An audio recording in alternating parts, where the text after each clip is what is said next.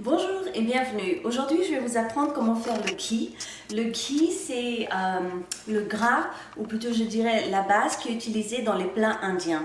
Maintenant, est-ce que vous êtes obligé d'utiliser uniquement le ghee? Non, vous pouvez utiliser de l'huile, ça ira très bien. Moi, je préfère faire mon ghee à la maison. Si vous avez vraiment besoin ou vous voulez utiliser du ghee, vous pouvez également l'acheter, ça se fait.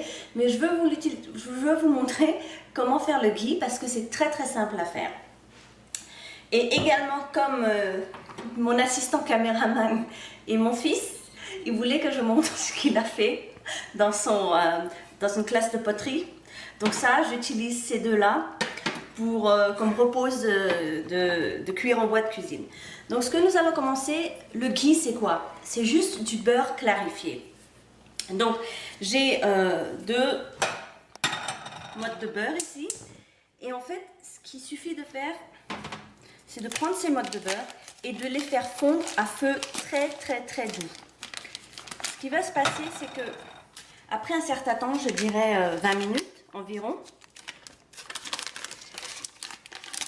il va rester en fait une substance jaune. Oui, le beurre c'est jaune et c'est bête ce que je viens de dire, mais je vais vous montrer, c'est plus facile à expliquer en visuel que juste avec des mots. Le ghee, en fait, c'est du beurre qui n'est pas solidifié, qui même à température, je dirais ambiante, a cette consistance un peu, attendez, le ghee a cette consistance liquide, ça a cette consistance-là. Et donc, ce que nous allons faire en faisant fondre le ghee petit à petit, tout doucement, d'ailleurs ma réserve personnelle est presque finie, d'où l'idée de vous montrer comment faire ça. Voilà, donc je le mets à feu très doux. Le feu est très doux et je vais le laisser. Et donc ça va commencer à fondre. Et après je vais vous montrer ce que nous allons faire.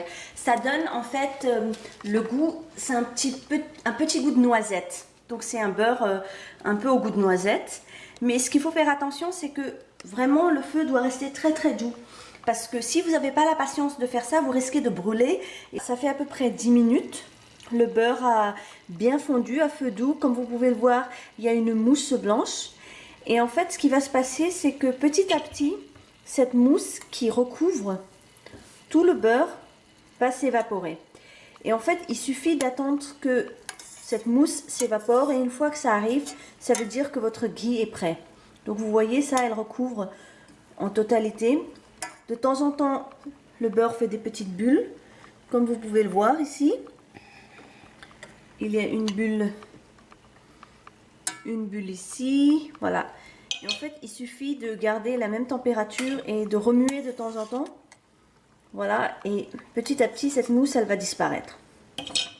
Environ à peu près 20 minutes après le début de la mise à cuisson, voilà où nous en sommes avec le beurre fondu. Vous pouvez voir que la mousse qui recouvrait a encore diminué. Donc nous allons encore attendre un peu plus. Après à peu près 40 minutes, la crème qui était tout au-dessus est tombée au fond. Vous pouvez voir ces résidus qui sont très foncés.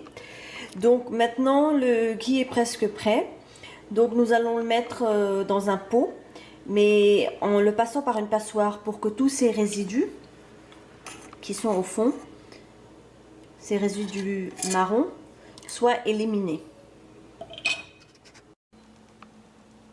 Donc après avoir laissé le ghee refroidir un peu, je l'ai passé à travers une passoire et comme vous pouvez le voir ici, les résidus qui étaient au fond de la casserole sont restés dans la passoire et j'obtiens donc un beurre clarifié, un ghee qui a cette très jolie couleur ombre.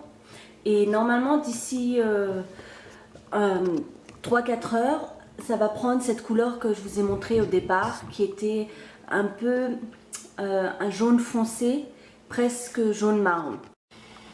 Donc après quelques heures, voici à quoi ressemble le pot de ghee qui a bien refroidi et maintenant à sa couleur finale.